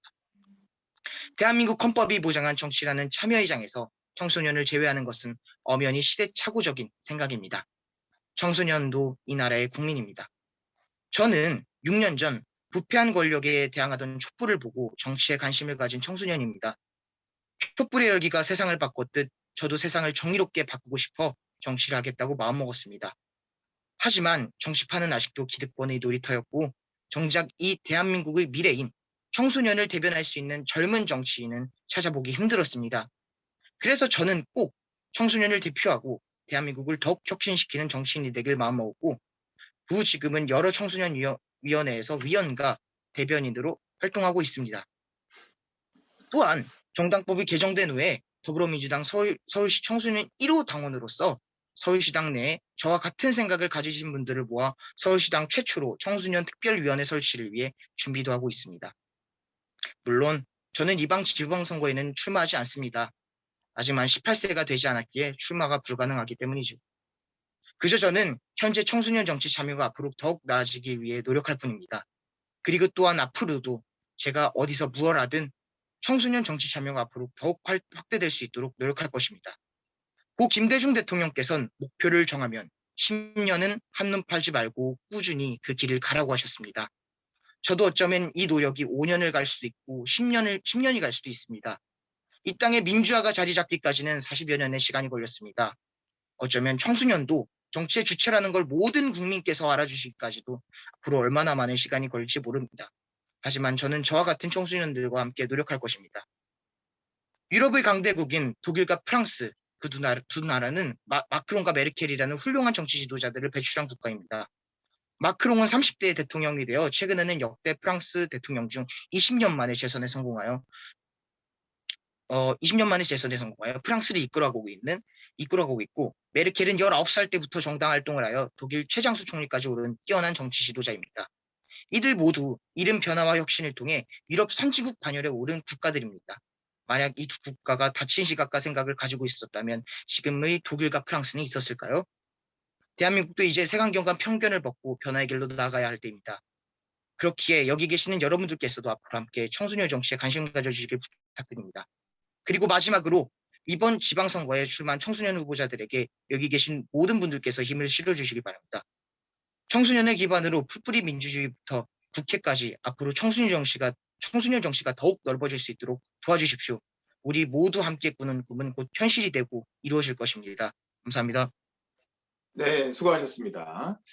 자, 그 다음에 조현우 참가자의 연설을 들어볼 텐데 조현우 참가자님은 중증장애인이셔서 소리가 잘 안 들릴 수 있습니다. 심사위원님들 특히 주의해서 좀 들어주시고요. 혹시 다른 참가자분들께서 양해를 해주신다면 연설이 끝나고 만약에 내용이 잘 파악이 안 된다, 안 들린다라고 하는 심사위원들은 저한테 개톡으로 요청을 하시면 제가 연설문은 따로 보내드리겠습니다. 혹시 이게 문제가 있다고 생각하시면 이의를 제기해 주세요. 뭐 채팅방이나 그러면 제가 바로 이어서 반영을 하도록 하겠습니다. 자, 그럼 조현우 참가자의 연설 집중해서 들어보겠습니다. 안녕하십니까. 더불어민주당 청년당원 조현우입니다. 저는 체중증 장애인입니다. 그럼에도 정치활동 이어가고 있습니다. 이번 지방선거에 출마했지만 아쉽게도 떨어졌습니다. 그렇지만 저는 포기하지 않겠습니다. 여러분, 제가 정치를 하는 이유가 무엇인지 아십니까? 장애인이 편안한 세상을 만드는 것입니다. 장애인의 삶이 편해지면 이 장애인의 삶도 편해집니다. 김대중 전 대통령께서는 장애인 복지 발전 5개년 계획을 통해 장애인 복지의 초석을 세우셨습니다. 하지만 체중증 장애인은 여전히 살아가는 동안 수많은 장애가 가져가고 있습니다. 첫째, 우리는 가족의 도움을 받지는 잘한 식으로 살아갈 수 없습니다. 그렇지만 가족에게 짐이 되고 싶지 않습니다. 위로하고 또 치웠고 연애로 결혼하고 싶습니다. 하지만 현실의 장벽은 너무나도 높습니다. 장애인 활동 지원 제도가 있어도 활동 지원사의 전문성 부재로 인해 최중증 장애인을 제대로 거치하지 못하고 있습니다. 유럽의 경우 국가 자격제도 도입과 체계적인 전문 교육을 통해 활동 지원사의 전문성을 확보했습니다. 둘째, 의인을 투항을 하거나 출발하는 것조차 쉽지 않습니다. 평균 2시간에 달하는 장애인 콘텐츠 대기 시간으로 인해 지각하는 예의 비일비재합니다. 미국의 경우 휠체어 이용자를 비롯한 모두가 탈 수 있는 택시가 보편화되어 있어 장애인도 언제든 이용할 수 있습니다. 최근 지하철에서 장애인 이용권 투쟁이 벌어졌습니다. 국민의힘 이준석 대표는 세대 락스표를 야기하는 이 운영적인 시위라며 장애인 혐오를 조장했습니다. 시민대표를 초래한 점에 대해서는 대신 사과드립니다. 하지만 이렇게라도 하지 않았다면 아무도 관심을 갖지 않았을 것입니다. 그동안 정치권에서는 장애인 문제를 해결하기 위해 적극적으로 나선 적이 없습니다. 여러분, 정치의 존재 이유가 무엇입니까? 국민이 처한 문제를 해결하는 데 있습니다.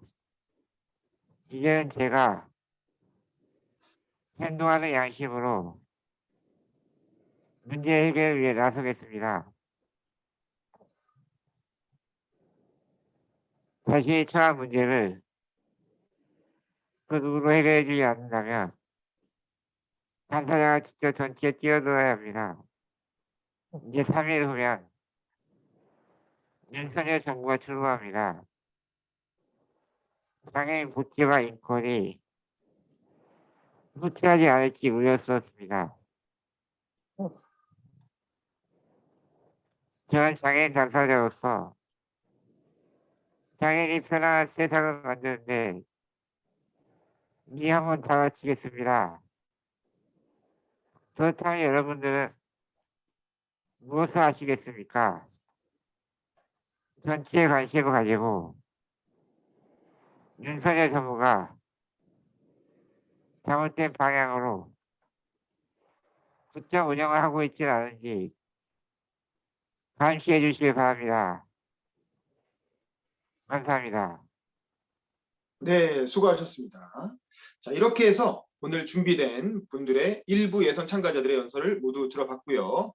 이제 심사평을 듣는 시간을 가지도록 하겠습니다.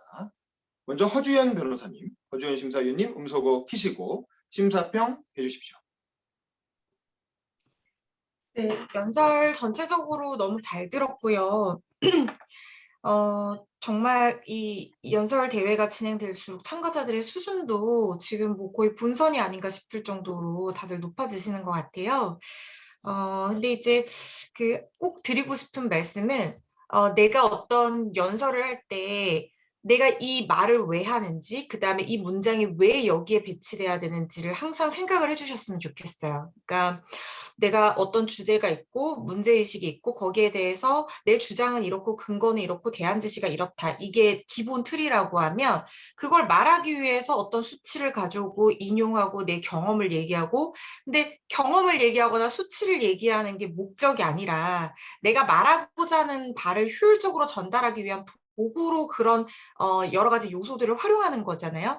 그런데 이제 그 여러 가지 요소들을 너무 잘 활용하고 싶어서 거기에 되게 집중하게 되면은 그게 부각되고 내가 말하고자 하는 바가 오히려 선명해지지 않는 결과가 나오게 될 수 있는 점, 그럴 수 있을 것 같아요. 그래서 그런 거를 생각하시면 조금 더 좋은 연설들이 되지 않을까, 그거를 꼭 말씀드리고 싶었고, 사실 잘하신 건 너무 많아요. 일단 발음들 다 너무 좋으셨고, 호소력 있는 얘기들, 톤들도 다 좋으셨고, 그리고 주제들도 되게 흥미로웠고요. 그리고 나름의 대안을 찾으려고 뭐 선명하게 제시하지 못한 부분들도 있었지만 그래도 나름의 대안을 제시하기 위해서 되게 노력하는 모습들이 보였어요. 그래서 이런 연설대회 참가를 통해서 또 사람들 앞에서 많이 말하게 하는 연습을 통해서 조금 더 다듬고 약간 연습해 나간다고 하면 정말 다들 너무 좋은 스피치를 하실 수 있는 그런 분들이셔가지고 제가 참 흥미롭게 봤고, 그리고 저의 스피치에 대해서도 또 반대로 반성하게 되는 그런 모습들도 있었고, 이렇게 비추어 보면서 그리고 또 좋았던 점은 각자 개인의 그 어떤 경험에서 내가 말하고자 하는 바를 이끌어내려고 노력했다는 점이 굉장히 나만의 독창성이 있잖아요. 그런 게 굉장히 신선하고 좋았고요. 그래서 제가 오늘 드린 어떤 총평으로 말씀을 드렸지만 그거를 내 연설에 어떻게 활용하면 되는지 생각을 하셔가지고 앞으로는 더, 지금도 잘하셨고요. 앞으로도 더 좋은 연설 하실 수 있는 분들이 되시길 바랍니다. 오늘 너무 잘 들었습니다. 네, 감사합니다. 감사합니다. 그 다음에 신정훈 심사위원님, 음소거 키시고 심사평 네. 부탁드립니다. 네, 지금 들리시나요? 네네, 잘 들립니다. 아, 네. 저 그러면 이제 또 이렇게 한 분씩 저는 이제 말씀드릴게요. 그게 좀 도움이 되실 것 같아서 짧게. 일단 총평을 말씀드리면 제가 이걸 심사를 봐도 되나 정도 싶을 정도로 너무 훌륭했어요. 정말 감사하고 일단 먼저 말씀드릴게요. 김홍태 참가자의 경우는 그 해고 문제에 대해서 말씀해 주셨는데 정말 지금 우리가 필요한 얘기지만은 조금 자신의 얘기가 좀 더 들어갔으면 좋겠어요. 왜 이 문제에 대해서 내가 좀 관심을 갖게 됐는지 그런 좀 개연성을 느낄 수 있을 것 같고요. 박재한 참가자 같은 경우는 그 인구 절벽, 이 역시도 제가 최근에 가장 기사도 많이 쓰고 있는 내용인데, 왜냐하면 중국도 지금 저출산 문제가 심각하기 때문에 그렇기 때문에 저도 정말 재밌게 들었는데 해결책이 조금 더 차별화됐으면 좋겠어요. 지금 얘기하신 부분은 지금 현재 진행되고 있는 거 좀 더 강화했으면 좋겠다라는 얘기인데, 개인적으로 저는 이 저출산 문제가, 제가 애를 키우는 엄마로서 좀 한국에서 좀 눈치를 보지 않고 아이를 키울 수 있는 사회가 됐으면 좋겠다라는 생각이 있거든요. 이거는 이제 물론 엄마들도 노력을 해야 되는 부분이긴 하지만은 제가 외국에 있으면서 느꼈던 게 정말 아이를 키우기 좋은 시설이 정말 많은데 이제 한국은 좀 이렇게 노키즈존이나 이런 게 있다고 얘기하면은 외국 사람들이 너무 놀라요. 어떻게 그런 차별을 둘 수 있냐. 그래서 우리 이런 부분에 있어서 조금 우리 좀 색다른 어떤 해결책이 나왔으면 좋겠다라고 생각했고요. 박현숙 참가자 같은 경우는 이제 우리의 젊은 청년 의원들이 부족한 국가, 이 역시 이제 굉장히 최근에 이제 선거를 치르면서 관심이 많았던 부분인데, 한국도 대통령 선거는 왜 만 40세를 넘어야지 참가를 할 수 있는지, 이런 부분에서 저도 좀 최근에 좀 생각이 들더라고요. 내용이 정말 좋았고 다 좋았는데 좀 더 자신감 있게 말씀해 주셨으면 좋겠어요. 이 좋은 내용을 좀 더 자신감 있게 말씀하시면은 더 전달력이 있지 않을까 생각이 들고요. 박지아 학생 같은 경우는 학생이 아니고 참가자 같은 경우는 민주주의에 대해서 말씀해 주셨는데, 역시 스토리가 있으신 분이니까 이게 내용이 좀 차별성이 있었고, 또 이제 미얀마라는 그 현실에 대해서 정말 잘 전달을 해주신 것 같아요. 또 자신의 얘기도 많이 들어갔고, 근데 좀 이제 궁금한 거는 왜 한국으로 이제 이민을 했는지, 그런 자신의 이야기랑 조금 더 결부시켜서 해주시면은 설득력을 더 더할 수 있지 않을까. 그리고 김강수림 학생 같은 경우는 부모님이랑 같은 성을 쓰고 있는 거 굉장히 저는 부럽고요. 이렇게 세대 갈등 정말 다 겪었던 일인데 그걸 어떻게 극복했는지 이 얘기가 정말 좋았습니다. 그래서 지적할 게 거의 없어가지고 제가 이제 뭘 하나라도 이제 말씀드려야 되기 때문에 내용이 조금 너무 많이 담겨 있어서 좀 여기 갔다 저기 갔다 하는 좀 느낌이 있었는데 아무튼 전반적으로 네 좋았습니다. 허윤 참가자 같은 경우는 그 88.3% 좋은 수치 이제 제공해 주셨고 또 이제 중간에 끊겼는데도 당황하지 않고 이렇게 다시 넘겨가는 그런 모습이 굉장히 저는 좋게 오히려 더 좋게 보게 됐어요. 그런데 이제 좀 내용은 정말 다 좋았는데 한 가지 뭐 또 제가 말씀드려야 되기 때문에 주변의 시선 혹시 뭐 부모님의 반대 이런 게 없었나 그런 걸 조금 어떻게 극복했나 이런 얘기가 조금 들어간다면 더 좋지 않았을까 생각이 듭니다. 네, 조현우 참가자 같은 경우는 뭐 들으면서 다들 공감하셨겠지만 정말 너무 감동적인 이 스피치였고요. 장애인 인권이 최근에 정말 가장 화두기도 하고 공감도 됐고 이렇게 직접 나와주셔서 너무 감사드리고요. 조금 해결책에 대해서 조금 더 고민을 해서 뭐 말을 할 수 있다면은 좋을 것 같아요. 근데 그거를 누군가 알 수 있을까요? 그죠? 근데 저는 이제 외국 생활을 좀 많이 했다 보니까 이제 외국에는 TV에도 장애인 연예인이 많이 나오거든요. 이제 그런 게 이제 우리가 이제 가장 대중에게 좀 다가갈 수 있는 부분이기 때문에 요런 부분을 우리가 조금 새롭게 꺼내 보거나 이런 새로운 대안을 좀 꺼내 보면 어떨까 생각했습니다. 네, 감사합니다. 네, 감사합니다. 다음은 김보람 심사위원. 금속어 키시고 심사평 부탁드립니다. 네, 연설 너무 잘 들었습니다. 모두 다 정말 그 굉장히 울림을 주는 감동이 있는 연설이고 또 연설도 들으면서 또 여러 저도 몰랐던 내용이나 그게 또 공부가 많이 됐고요. 너무 감사드립니다. 이제 조금 말씀드리고 싶었던 거는 그 5분 30초라는 정해진 시간 속에서 어쨌든 어떻게 이것을 기승전결의 구성을 하든 뭐 서론 본론 결론을 하든 어떻게 좀 짜임새 있는 그 구성으로 그 핵심만 에센스만 담아서 뭔가 중복되지 않도록 강조하는 것은 중요하다고 생각은 하지만 이제 중복 계속 같은 언어가 계속 좀 반복이 되는 이런 부분들에 대해서는 그 집중력이 좀 떨어질 수 있기 때문에요. 이제 강조하는 것과 이제 좀 그거는 좀 구별해 주셨으면 좋겠다라는 생각을 했고 그리고 물론 이제 굉장히 본인의 그런 스토리를 잘 담아서 말씀해 주신 분들도 계셨지만 뭔가 연설이 아니라 설명이나 혹은 뭐 강의에 비슷한 느낌을 좀 받는 분들도 있었어요. 그래서 여기 뭐 정말 그 아주 멋진 책인 나만의 연설문을 써라 저자도 계시지만 나만이 할 수 있는 그 연설 나이기 때문에 이야기할 수 있는 그런 연설들이라는 부분들이 조금 더 그 부분에 조금 더 이렇게 신경을 좀 써주셨으면 좋겠다라는 생각이 들었고요. 그리고 물론 이제 그 기술적인 부분들도 물론 필요하다라고 생각을 합니다. 연설에는 당연히 그렇지만 이것이 그 좀 더 진정성 있게 전달이 되고 호소력이 생기고 또 듣고 나서 끝까지 어쨌든 마음에 그 남는 연설이 될 수 있게 하기 위해서는 저는 좀 조금 더 그런 스피릿이 필요하다라고 생각을 해요.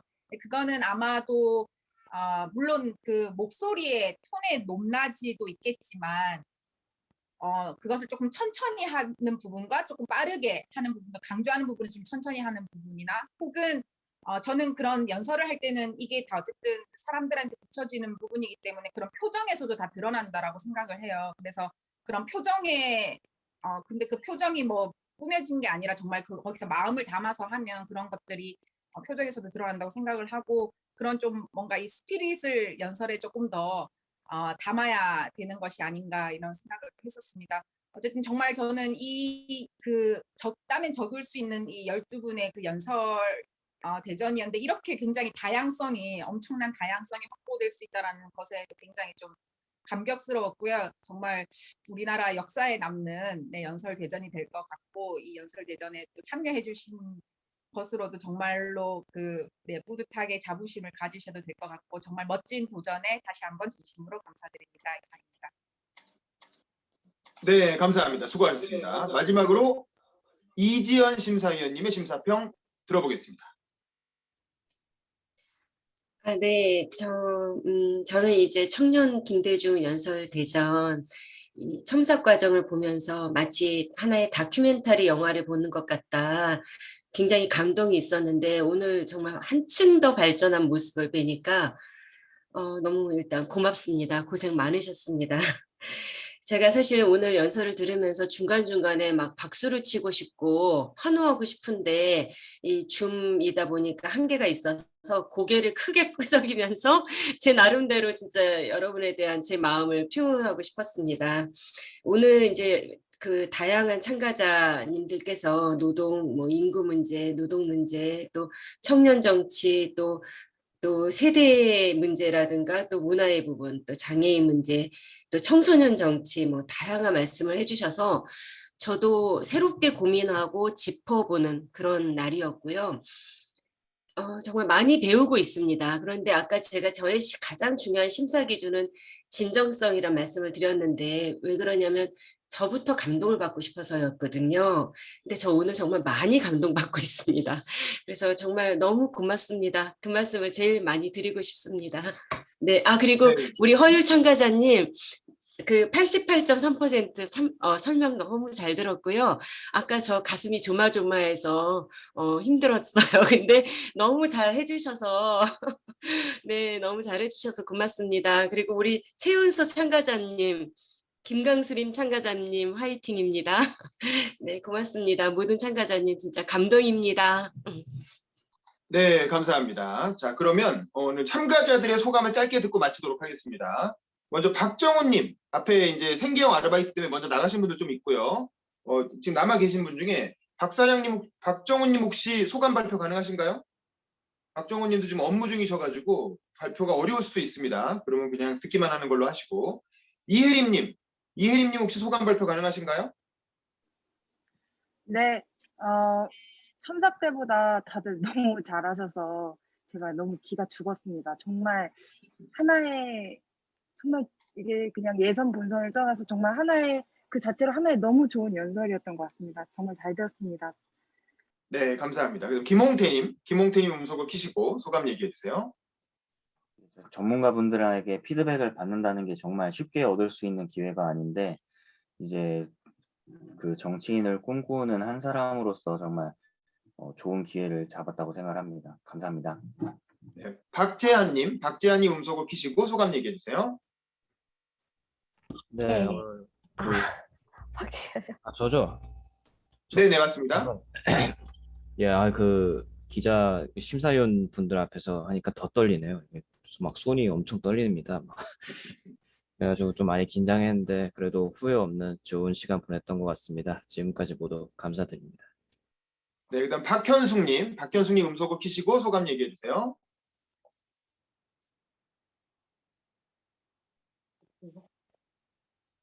네, 여러분 안녕하세요. 정말 여기 최연소 참가자분도 계시고 정말 저희 너무 훌륭하신 저희 멘토 또 심사위원분들을 이렇게 제가 뵐 수 있게 되어서 정말 영광이었던 것 같습니다. 정말 정당의 그런 그 가치관과 그런 부분을 떠나서 저희가 모두 좋은 결과가 있었으면 좋겠습니다. 여러분 정말 너무 감사합니다. 네, 박 교수님 고생하셨습니다. 끝났으니까 하는 얘기지만 사실 첨삭할 때마다 우셨는데 울지 않고 끝까지 해낸 것만으로도 굉장히 칭찬드리고 싶습니다. 네, 박지아님 음소거 키시고 소감 얘기해 주세요. 네, 안녕하세요. 저는 이 외국인으로 참석하는 게 너무 영광이에요. 그리고 저도 처음에 왜 한국적으로 취득하게 됐는지에 대해 많이 넣어보고 싶었거든요. 근데 연설이 5분이다 보니까 제가 넣었다가 많이 사정이기 때문에 더 길어졌어요. 5페이지였다가 3페이지였다가 근데 그걸로 제가 또 외워야 되잖아요. 발음이 힘들수있고 모르겠어. 그냥 삭제할래. 몇 번 제가 넘어가거든요. 근데 삭제하고 또 추가하고 삭제하고 추가하고 그래서 오늘도 제가 시간 어떻게 될지 모르지만은 되게 손도 발도 너무 떨리면서 약간 찜찜한 게 있는 것 같아요. 몸속에 다 땀이 흘리고 너무 감사합니다. 네. 네, 고생 많으셨습니다. 그다음 우리 김강수림 참가자님. 김강수림님 음소거 키시고 소감 얘기해 주세요. 이렇게 큰 자리에서 제 얘기를 하거나 발표하는 게 진짜 12년 인생에서 처음이어서 완전 떨리고 긴장됐었는데 다행히 그래도 나름 나쁘지 않았던 것 같아서 다행이고 일단 부족한데 이렇게 심사를 해주셔서 너무 감사드리고요. 이렇게 좋은 기회를 참여할 수 있어서 영광이었습니다. 감사합니다. 네, 그다음에 허율 참가자님. 허율 참가자님 음소거 키시고 소감 얘기해 주세요. 참 오늘 이런 예선이라는 자리를 떠나서 제가 이제 평소에 관심을 갖고 제가 이제 또 꿈꾸고 있는 그런 청소년 정치에 관해서 이렇게 훌륭하신 선배님들 앞에서 좀 연설할 수 있는 기회였던 것 같아서 참 좋은 그런 경험이었던 것 같습니다. 네, 감사합니다. 네, 허율 참가자님 이제 조명 문제 해결하셔서 너무 보기 좋습니다. 감사합니다. 항상 첨삭할 때마다 어두웠는데 오늘은 그래도 밝게 잘 나왔네요. 자, 마지막으로 조현우 참가자님. 조현우 참가자님도 소감 밝혀주세요. 네, 우선 청년 김대중 연설 대전에 참여하게 돼서 영광이고요. 지난 4차례의 전문가분들의 참석 과정이 되게 많은 도움이 된 것 같습니다. 오늘 예선을 통해서 제가 한 단계 선정하게 되는 밑거름이 되지 않을까 그런 생각하고 있습니다. 여러 참가자분들의 연설을 들으면서 같이 선정하고 있다는 생각이 들어서 뿌듯했습니다. 이상입니다. 네, 수고하셨습니다. 자, 그러면 단체 사진 한번 찍고 마치도록 하겠습니다. 가능하신 분들은 비디오를 좀 켜주세요. 자, 화면 봐주시고요.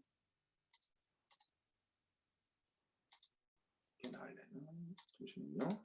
그리고 그 결과는 나중에 카톡방을 통해서 오늘 저녁 혹은 내일 오전에 몇 시에 공지를 할지 카톡방을 통해서 공지를 해드리도록 하겠습니다. 자, 수고 많이 하셨고요. 박정훈 님이 채팅으로 귀한 심사평 감사합니다. 참가자분들도 고생 많으셨어요. 행복했습니다. 라고 소감 올려주셨습니다. 네, 감사합니다. 자, 화면 봐주시고요. 하나, 둘, 셋.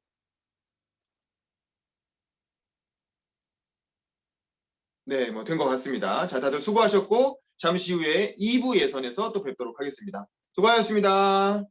안녕히 좋은 오후 되세요. 계십니다. 화이팅! 건강하세요. 심사위원들 감사합니다.